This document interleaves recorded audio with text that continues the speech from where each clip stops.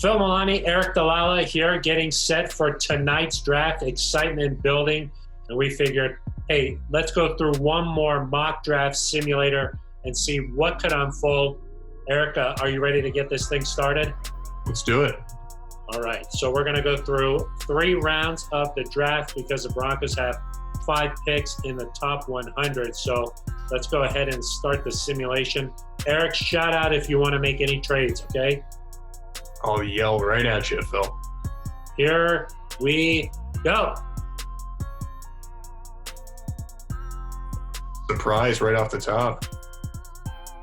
Some of these guys, Phil, you hope Okudah and maybe Simmons could fall. Fortunately not. Looks like you could still have a receiver here at 15. Okay, let's take a look here. So let's go through here. We saw Joe Burrow, Chase Young, Jeff Okudah. We assume that those guys are going to probably be the first 3 off the board. So in this situation, Jerry Jeudy, CeeDee Lamb, both off the board. Some of the top tackles also off the board. But Eric, what would you do here? We have Henry Ruggs available or Jedrick Wills? Yeah, it's tough, Phil, because Jedrick Wills, some consider him to be the top tackle in the draft. And even though he played mostly at right tackle, people think he could move to left. So he might be the best available player at a position of need. I'm not sold completely on Henry Ruggs, Phil. I know that a lot of people kind of want that to happen. I worry a little bit about a guy who, wasn't the leading receiver on his own team. I think I would probably go with Wills here, even though it's not necessarily the Broncos' top need.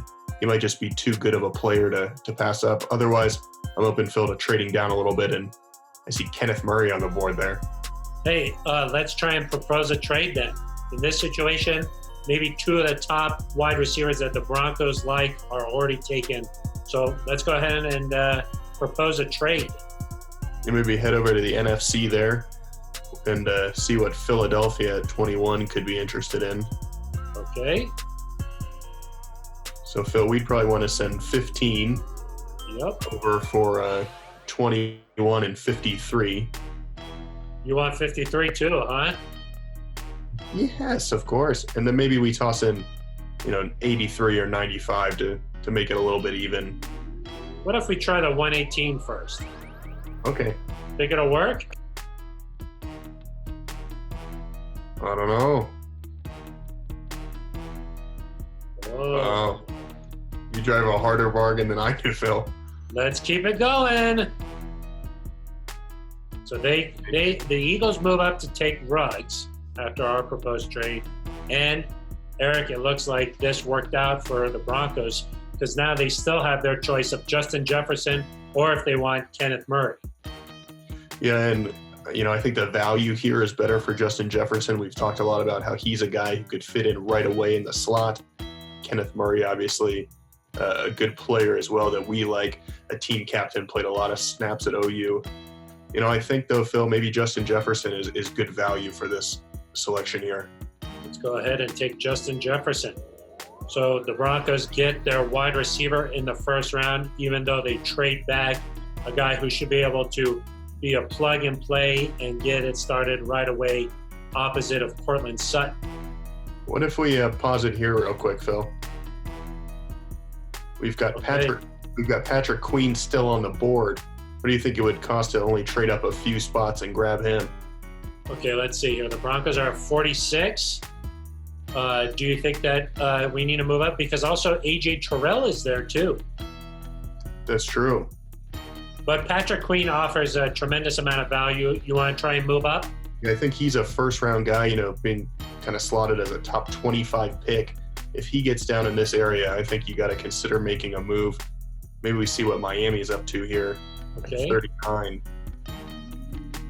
So we would trade 46, right? Yeah. 39, and then what else do you think we need to give up there? You think 83 is a decent pick there? Let's try it.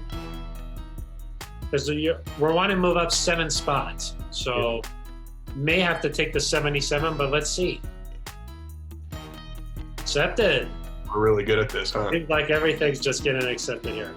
So we'll move up and we'll take Patrick Queen. Yeah? Yeah, I love that pick, Phil. He's a guy that still very young, but has the athleticism to cover tight ends, cover running backs out of the backfield. Just a really good addition there. And I think you've got to feel pretty good about Justin Jefferson and Patrick Queen with your first two picks. A couple of LSU guys, huh? Hey, they won the national championship for a reason. So that's true. Okay, now the Broncos back on the clock here at 53. Let's maybe Lloyd Cushenberry. Yeah, again, another need there, in the interior of the offensive line. We know Lloyd Cushenberry seems like a safe bet here. Some people think he's the top guy ahead of Cesar Ruiz.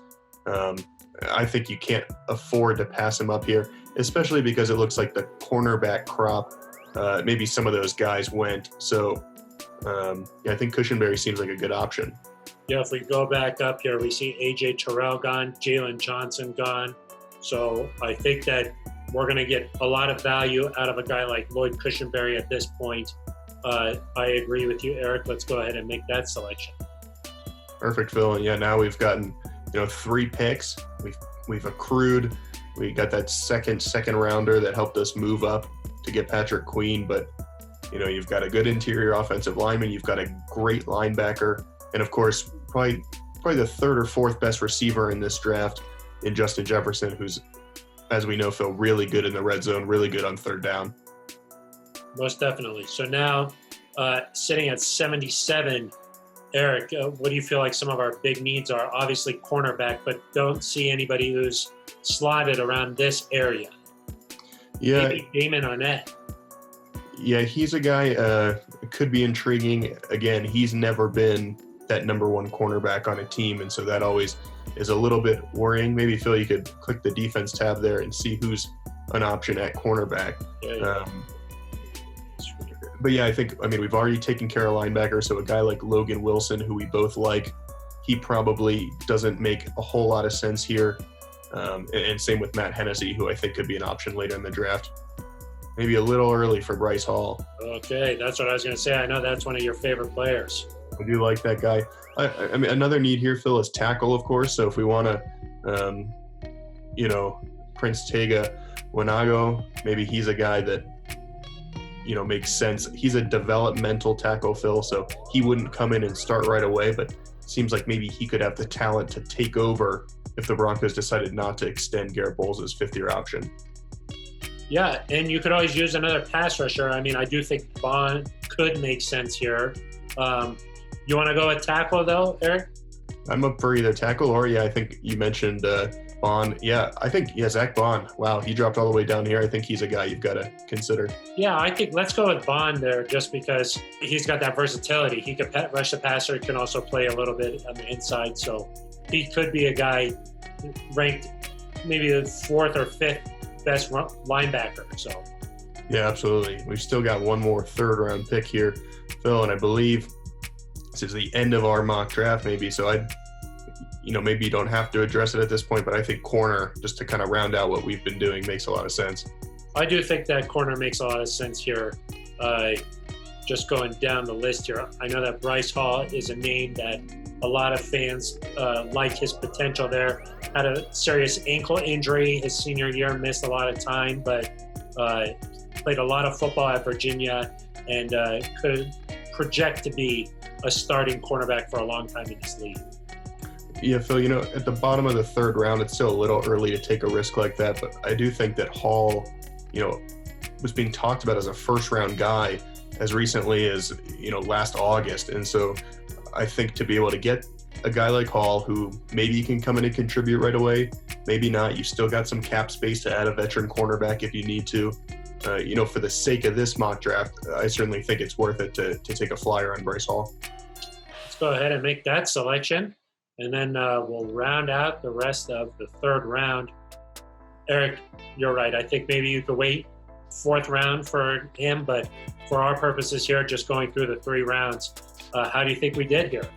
Yeah, I like, Phil, we moved up, we moved back, we did a little bit of both, but I think if you notice, the Broncos are going to start this draft with pick 15, 46, and 77, and then you've got a couple picks there, one in the 80s, one in the 90s. Here we ended up with 5 picks again, but we concentrated those picks higher, in the top 50, 55. And so I think you're going to get, on average, a better quality of player by maybe moving back in the first than being able to move back up in the second. And man, Jefferson, Queen, and Cushenberry, those are all guys that are being talked about as potential first-round prospects. So to get all 3 of those guys, and hey, Zach Bond too, a guy that some people think could be late first round, early second, that's a pretty good haul. And then maybe you use the rest of the draft, Phil, to round it out with another interior offensive lineman, a developmental tackle. Maybe you take another flyer on a wide receiver. But man, this would be a great start, and I think Broncos fans going to sleep on day 2 of the draft would have to be pretty happy.